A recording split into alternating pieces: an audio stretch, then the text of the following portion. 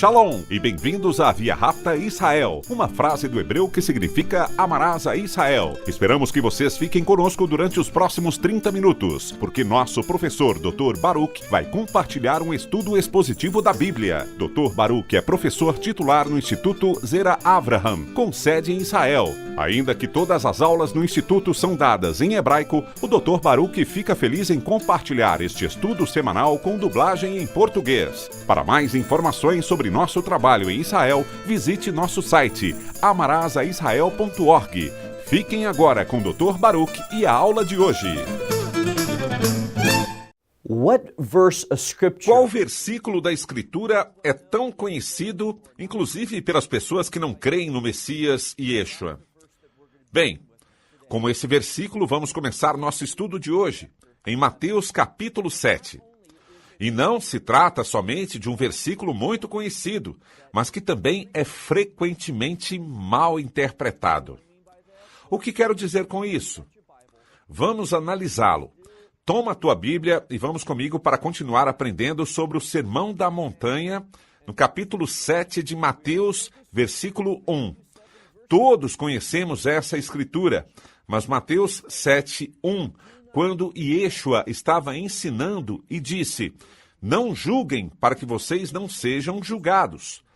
Prestem atenção a essa palavra, juízo, porque vocês sabem o que não significa. Não significa avaliar algo. Nós, constantemente, somos chamados a avaliar coisas tanto em nossas vidas como na vida dos demais, porque devemos avaliar as coisas, para ver que estas agradam a Deus. E, portanto, o que essa palavra realmente significa é condenação. Quando diz para não julgar, está dizendo para não condenar a ninguém. Não sentenciem a ninguém. Esse não é o teu papel, nem o meu. Isso está reservado para Deus. De fato, a Bíblia diz que todo juízo no sentido de condenação foi dado ao Filho. Ele sabe como fazer isso, nós não.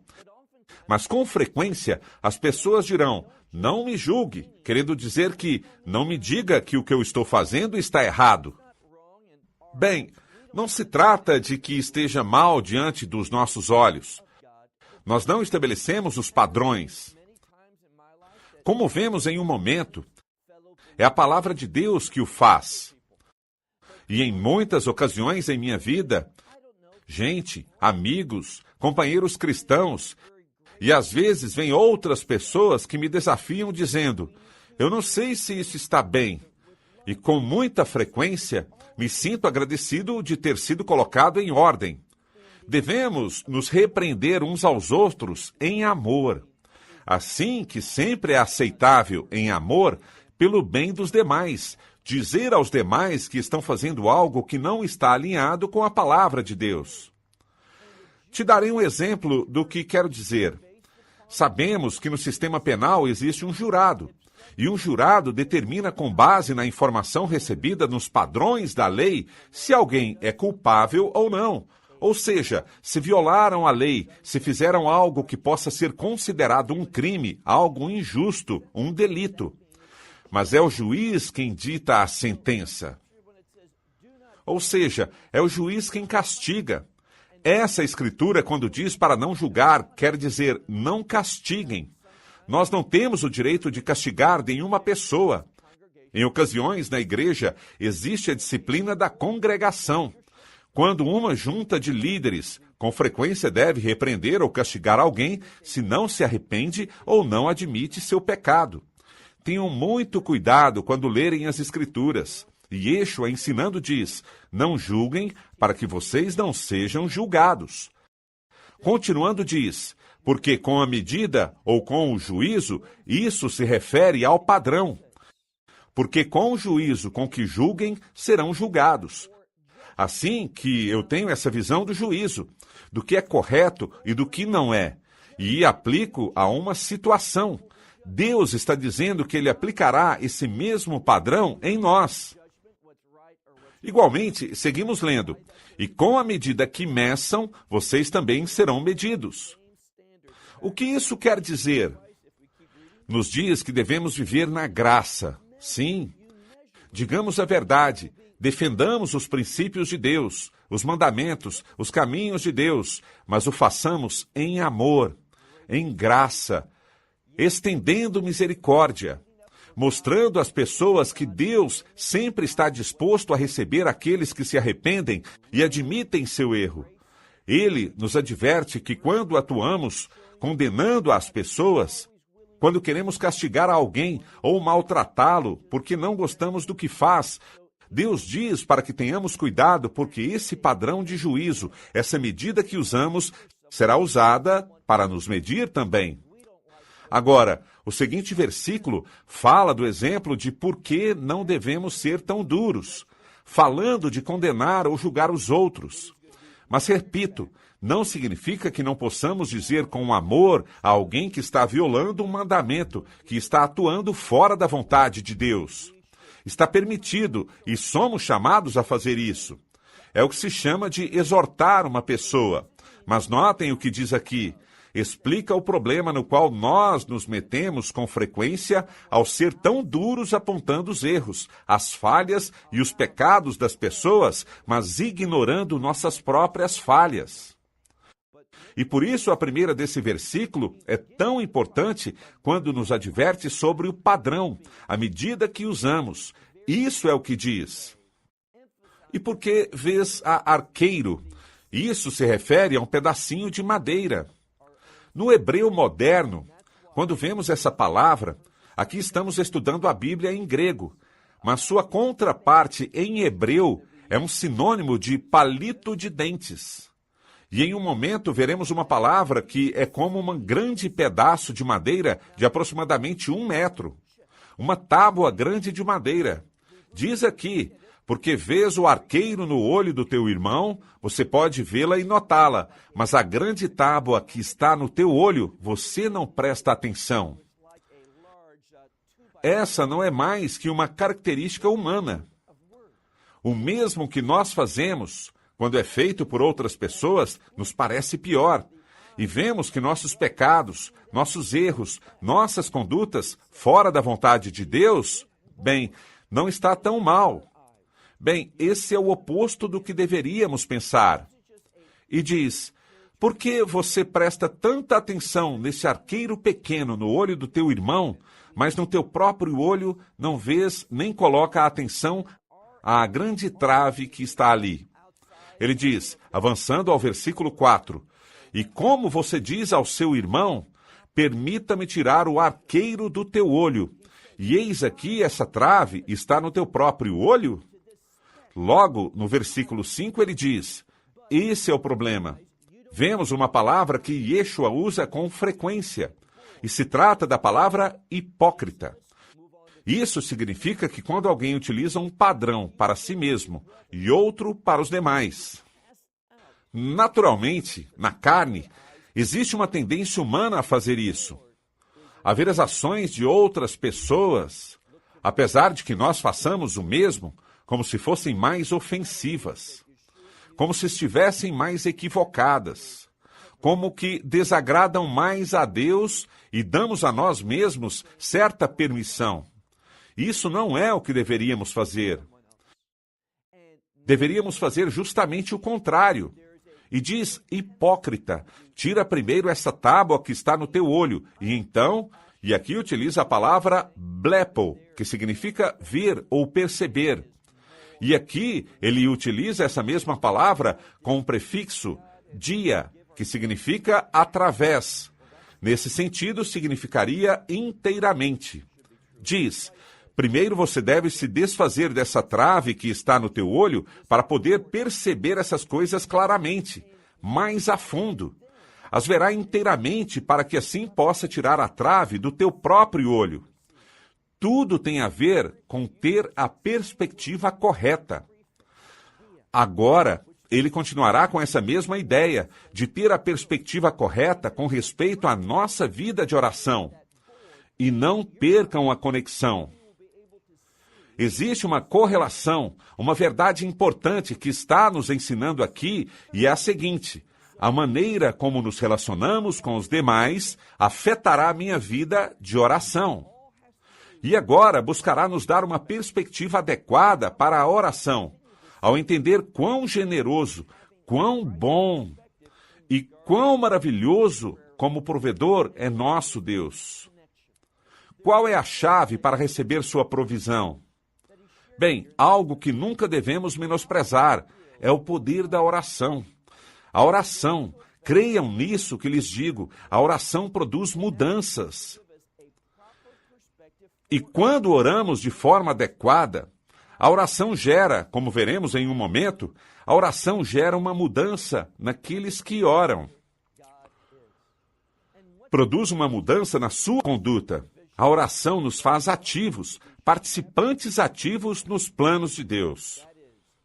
Notem o que ele diz. Avançando ao versículo 7, lemos: peça e lhe será dado. Deus está dizendo que quando pedimos, Ele responderá. Agora, como será essa resposta? Ele nos responderá de acordo com aquilo que é bom. E veremos como ele se aplica esse princípio bíblico a nós, mas devemos entender que Deus responderá a nossas orações de acordo com o que seja bom, de acordo com o que seja o reflexo da sua vontade. Assim que somos ordenados, peçam e o será dado. Mas só porque nos seja dado, não significa, e não se perca disso, não significa que já está em minha posse e eu tenho direito de pedir. Deus me dará e eu o terei. Não é o que a Escritura diz. Só diz que Deus liberou algo, mas não significa que eu já o recebi, porque existe outra parte. Lembrem do que disse. A oração nos faz participantes ativos naquilo que Deus está fazendo. Assim que pedimos, o que ele diz logo? Continua dizendo: busquem e encontrarão.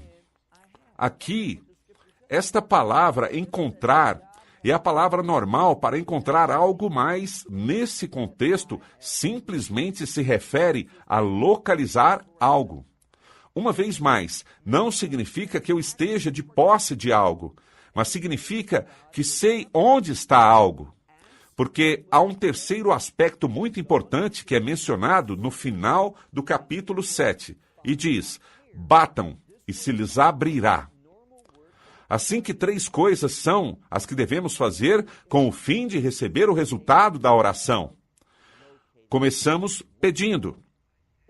Como disse a Escritura em outras passagens, que seus pedidos sejam conhecidos diante de Deus. Tiago diz: vocês não têm porque não pedem. Assim que pedimos, Deus se move e Ele proverá. Bem, às vezes, não pedimos de uma maneira apropriada. Ou seja, pedimos algo que talvez seja uma necessidade genuína, mas focamos em pedir uma solução que não é precisamente a solução de Deus para nós. E por isso, com frequência, digo às pessoas que elas não deveriam orar de uma maneira muito específica. E o que quero dizer é isso: se você tem uma necessidade em tua vida, seja específico em tua necessidade. Isso está bem. Mas não seja tão específico sobre como essa necessidade deve ser suprida por Deus. Ele já está a par da tua necessidade, mas ele pode responder à tua oração, prover para ti de uma maneira diferente. Algo que, obviamente, será melhor para nós. Algo que trará mais benefícios e mais resultados em nossas vidas. Aqui está o problema. Se simplesmente focamos com uma visão de túnel sobre como nós pensamos que Deus deveria nos responder, como Ele deveria me responder e prover para mim, acontecerá o seguinte: focaremos tanto nessa única forma, em como cremos que deveria ser solucionada a minha necessidade, que quando Deus nos dê uma solução distinta, nem nos daremos conta. Tropeçaremos sobre ela e a ignoraremos, porque não era o que tínhamos em mente. Por isso, não devemos ser tão específicos nessa necessidade. Com esse pedido, deveria ser cumprido. Peça pela tua necessidade de forma específica, mas não espere algo tão específico. Deus pode ter algo muito diferente e Ele nos dará a sua resposta. O versículo 8 nos diz, porque todos, eu sublinharia isso, porque todos, sem exceção, porque todos os que pedem, recebem. E aquele que busca, essa é uma parte importante, de ser uma pessoa de que será possuidora, que receberá em suas mãos o que Deus provê. Devemos aprender a buscar, e logo vem o terceiro aspecto, o qual, com efeito, o coloca na nossa mão e é o tocar, atuar, sem se comportar de uma forma na qual possamos recebê-lo. Lhes dou um exemplo. Uma pessoa necessita de dinheiro. E Deus move alguém a depositar na conta bancária dessa pessoa um valor em dinheiro. Então a pessoa pede. Deus o provê. Mas essa pessoa ainda não sabe. Não sabe até que começa a buscar e o encontra. Mas ainda que saiba onde está o dinheiro, nessa conta bancária, até que não escreva o cheque ou vá ao caixa automático, ainda não terá o dinheiro em sua mão. Assim que essas três coisas vão juntas: pedir, buscar e tocar.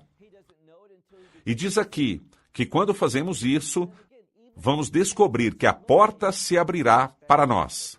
Por quê? Notem o versículo 9. Certo homem entre vocês, agora ele nos dará um exemplo sobre Deus, como Deus responde na sua natureza. Uma das coisas que devemos recordar é que nós, como filhos ou discípulos do Messias e Yeshua, nos convertemos. Ouçam bem, nos convertemos em filhos de Deus só pela fé. Existe uma grande diferença em ser uma criação de Deus. Todo ser humano é uma criação de Deus. Mas não todos os seres humanos são filhos de Deus. Por quê? Porque nos fazemos filhos de Deus por meio da adoção. Essa adoção requer algo. Essa adoção requer fé. Especificamente na mensagem do Evangelho. Somente quando recebemos ao Messias Yeshua, a Jesus de Nazaré em nossas vidas, reconhecendo o nosso pecado, reconhecendo o seu pagamento na cruz por completo, por todos os pecados, e só quando uma pessoa faz isso que se converte em filho ou filha de Deus. E ele passa a ser, para nós, não só Deus, mas nosso Pai Celestial. Notem o exemplo que ele nos dá aqui no versículo 9. Que homem existe entre vocês, a quem seu filho lhe peça pão, e logo diz, e que ele lhe dê uma pedra? Isso é algo de sentido comum. Muito da Escritura, quando ouvimos, fala também na nossa mente racional. Se você tem um filho que tem fome e te pede pão, não irás responder a essa necessidade dando-lhe uma pedra. Isso não supriria essa necessidade. Diz que no mesmo modo, sigamos lendo, no versículo 10, ou se te pede peixe, lhe daria uma serpente. Um peixe você pode comer e nutrir seu corpo, mas uma serpente é perigosa. Assim que Deus não proverá quando oramos a Ele, algo que não nos seja útil como uma pedra, algo que seja perigoso para a nossa vida. E muitas vezes isso é algo que devemos entender. Muitas vezes, quando oramos, pedimos coisas que não trarão nenhum benefício, nenhum efeito positivo para nossas vidas. Pode ser que desejamos, e que até digamos que não podemos viver sem isso, mas entendamos que isso não terá nenhum resultado e benefício para nossas vidas. E Deus não vai prover isso. Muitas vezes pedimos coisas que não deveríamos pedir. Da mesma forma, Deus não nos dará algo que seja perigoso. Recorda que se uma criança quer um peixe, receberá uma serpente? Absolutamente não. Deus não se comporta dessa maneira. Versículo 11. Portanto, se vocês, sendo malvados, e eu sublinharia isso, nós, comparados com Deus, somos malvados. O que significa malvado aqui? Isso fala da tendência que por natureza nós temos quando pensamos nas coisas de acordo com a nossa perspectiva e não o entendemos bem. Essa palavra malvado tem a ver com aquilo que vai contra, ou aquilo que não se encontra na vontade de Deus. E é necessário que pensemos dessa maneira incorreta. Ele sabe, e por isso insisto. Como crentes, temos uma grande vantagem, porque quando oramos, sabemos quem nos assiste e intercede a nosso favor junto com o Filho. Quando oramos, como crentes, temos uma grande vantagem, porque quando oramos, sabem quem nos assiste e intercede a nosso favor junto com o Filho? Esse Filho, o Messias, que se senta à direita de Deus, este lugar de preferência, que é Yeshua. Então, é o Espírito Santo, junto ao Messias, trabalhando juntos. Quando oramos, o Espírito Santo, em momentos, as bobagens dos nossos pedidos, ele as toma e as transforma naquilo que será agradável, aceitável para Deus. E o Messias intercede a nosso favor, e recebemos o que é bom. Assim que vamos inverter o exemplo. Se somos bastante bobos, e lhes falo de mim mesmo, muitas vezes somos bobos no sentido espiritual. Pode ser que eu seja tão bobo para pedir uma pedra, mas Deus proverá pão. Pode ser que eu queira uma serpente, mas Deus proverá um peixe. Ele tomará o incorreto e fará o correto, com o fim de que sua vontade seja cumprida e que sejamos pessoas que nos submetamos àquilo que é bom. Notem o que ele diz, uma vez mais, no versículo 11. Portanto, se vocês, sendo maus, se sabem dar boas dádivas aos seus filhos, e logo lemos uma linda expressão, possomalon, em grego, que no hebreu diria alahá kamaverhama, e no português seria quanto mais.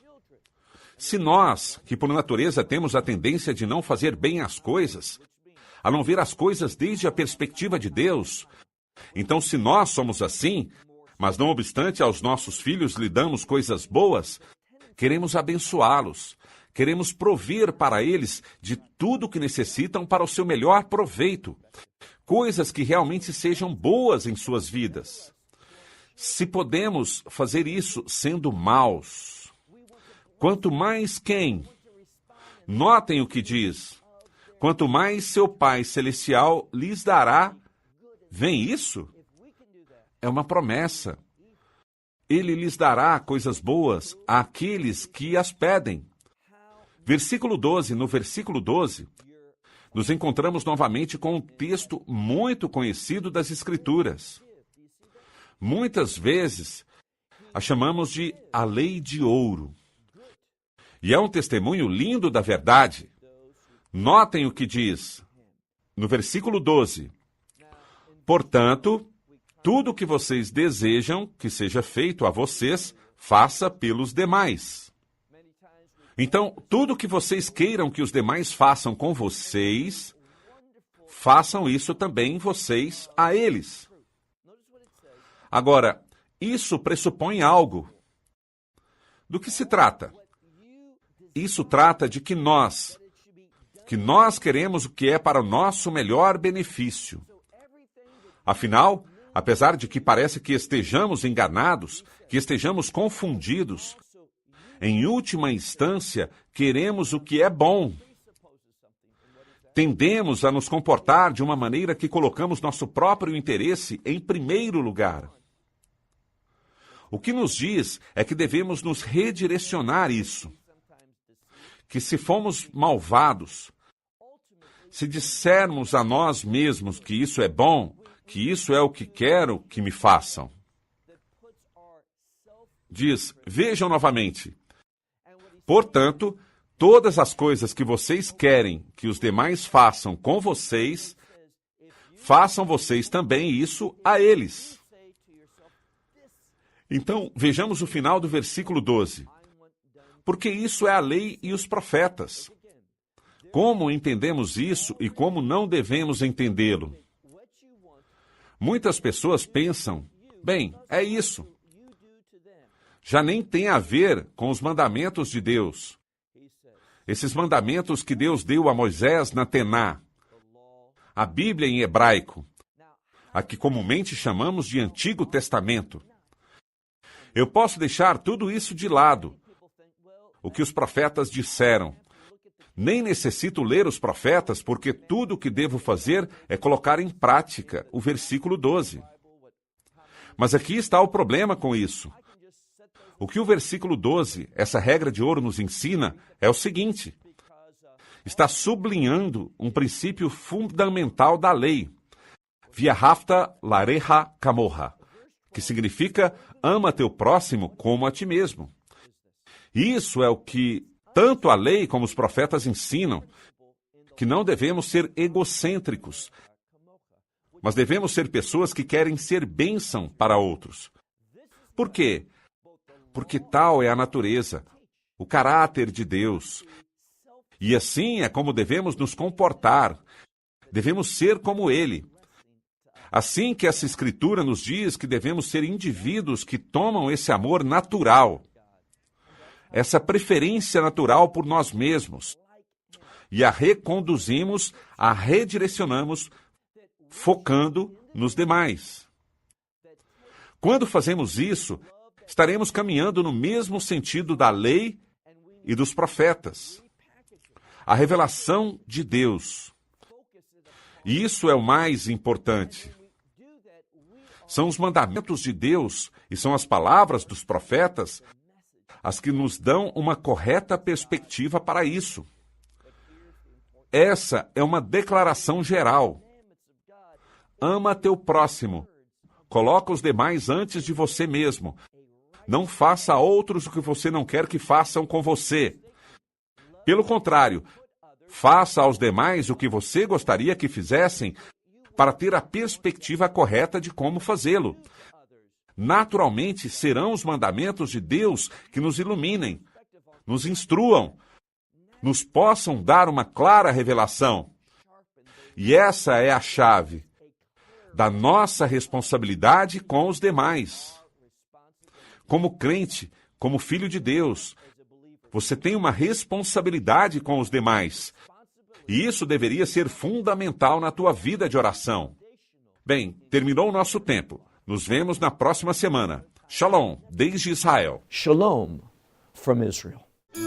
Esperamos que você tenha desfrutado da aula de hoje e que possa compartilhá-la com outros. Te convidamos a participar e nos acompanhar a cada semana, a esta hora e por este canal, em mais um episódio de Amarás a Israel. Para mais informações em português, visite amarasaisrael.org, onde encontrará muitos outros estudos realizados pelo Dr. Baruch. Até a próxima semana. Que Deus, nosso Messias e Yeshua, nosso Senhor Jesus Cristo, te abençoe durante a sua caminhada com Ele. Shalom, desde Israel.